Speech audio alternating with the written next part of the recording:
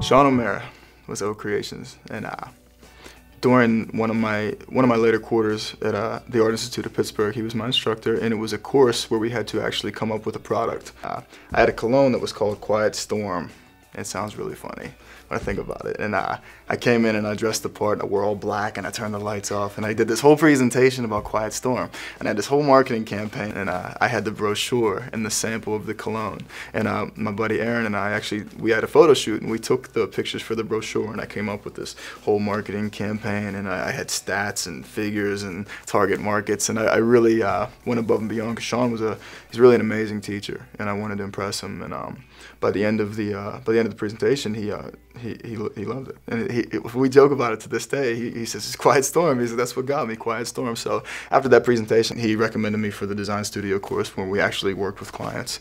And when I told him that I was cutting grass through the summer, I had no more job. Wintertime came, and he asked me to do some freelance with him.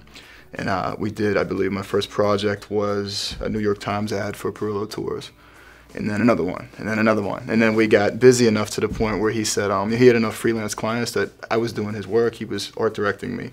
He sat me down and he asked me, Sean asked me if I was serious. He was like, do you want to do this? Do you want to form a business? And if you're really into this, and then we should commit to this and we should make this happen. I said, absolutely, let's do it. And it was attractive to me because he was going to put me on as a partner. I was 22, 23 years old. I was really young, but I was so hungry and so naive that I was willing to just try anything. And I loved it because we were able to make our own rules. We did it our way. And to this day, we don't know if it's the right way, but it's the way we did it, and we're happy with it. We love it.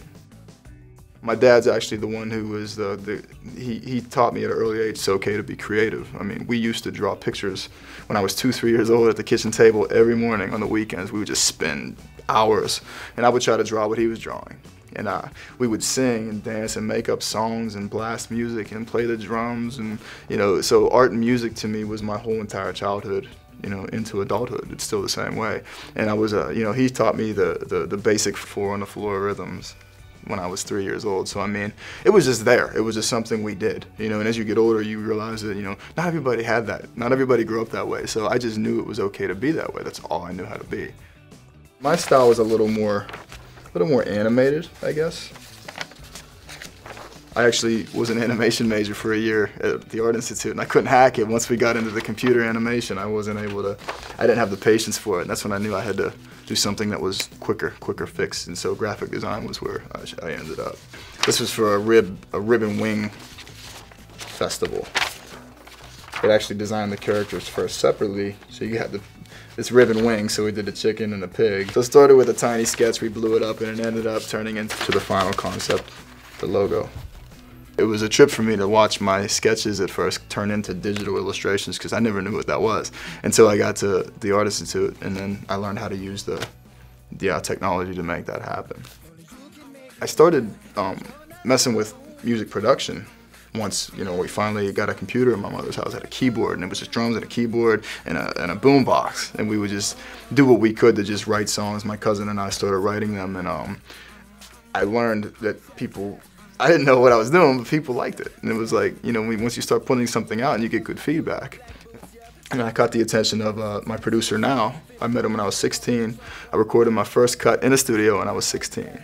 And I was hooked. It was so fun. It was just, he's still my producer now, actually. We just released an album a couple weeks ago. It's called Breath by Breath. The website is just jessemader.com. And we're calling the style of music is urban rock, and so we're actually getting a lot of press right now in Pittsburgh. The cool thing about the music and the art and the design is it all wraps together. Once you make music, it's a product. My background now, what Sean taught me and what we have here at Ocreations is you market and you promote. What's the point of making an album if you can't let people hear it, if people don't know it exists? Ocreations is a headquarters. Ocreations is is what made me a man in a professional sense. It showed me the world of design and the industry. I guess industry is probably the better word. It showed me that you can actually make money doing this.